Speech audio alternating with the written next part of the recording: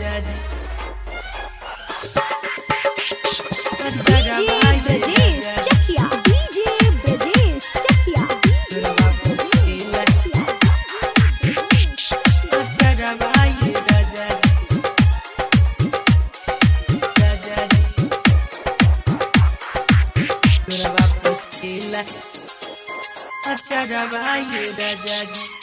गवना कारा के सैया गइल बहारावा जाके भूलैल मिलल सौतीन सहारावा राह देखी करी इंतजारवा ये राजा जी लोरवा पोछेला आचारवा ये राजा जी लोरवा पोछेला आचारवा ये राजा जी लोरवा पोछेला आचारवा ये राजा जी लोरवा पोछेला आचारवा ये राजा जी गवना कारा के सैया गइल बहारावा जाके भूलैल मिलल सौतीन सहारावा राह देखी करी इंतजारवा ये राजा जी लोरवा पोछेला आचारवा ये राजा जी लोरवा पोछेला आचारवा ये राजा जी लोरवा पोछेला आचारवा ये राजा जी लोरवा पोछेला आचारवा ये राजा जी आचारवा ये राजा जी डीजे ब्रजेश चकिया डीजे ब्रजेश चकिया आचारवा ये राजा जी लोरवा पोछेला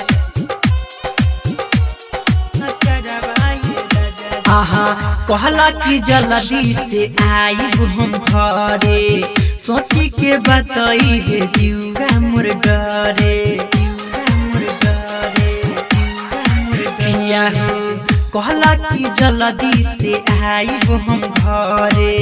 सोची के बताई है जीवा मोर डरे कहेला बिंदिया की निंदिया न आवे उठवा के लाली पिया हमके सतावे परी सजा के कसिंगरवा ये राजा जी लोरवा पोछेला आचारवा ये राजा जी लोरवा पोछेला आचारवा ये राजा जी लोरवा पोछेला आचारवा ये राजा जी लोरवा पोछेला आचारवा ये राजा जी आचारवा ये राजा जी डीजे ब्रजेश चकिया डीजे ब्रजेश चकिया आचारवा ये राजा जी लोरवा पोछेला आचारवा ये राजा जी आहा फोनवा पर हमारा के लेला समझाई हमके भूलैला सब दिन में अझुराई राजा हो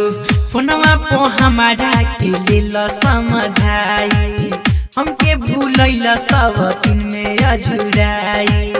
कान के भाली पिया देता वो रहनवा कहिला गजरा की लोले न सजनवा कहिला सोरहो सिंगरवा ये राजा जी लोरवा पोछेला आचारवा ये राजा जी लोरवा पोछेला आचारवा ये राजा जी लोरवा पोछेला आचारवा ये राजा जी लोरवा पोछेला आचारवा ये राजा जी आचारवा ये राजा जी डीजे ब्रजेश चकिया डीजे ब्रजेश चकिया रिकॉर्डिंग स्टूडियो आचारवा ये राजा जी लोरवा पोछेला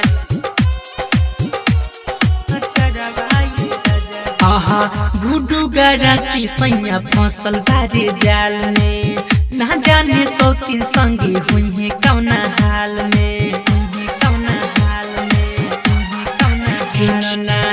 गुडू गरासी सैया फसल बारे जाल में ना जाने सौतीन संगे हुई है कौना हाल में मिथले सब बोला नंदन बतिया बताई सौतीन रारी के दिह समझाई तरकेला हमरो का जरवा ये राजा जी लोरावा पोछेला आचारवा ये राजा जी लोरावा पोछेला आचारवा ये राजा जी लोरावा पोछेला आचारवा ये राजा जी लोरावा पोछेला आचारवा ये राजा जी। छाया रिकॉर्डिंग स्टूडियो केसरिया।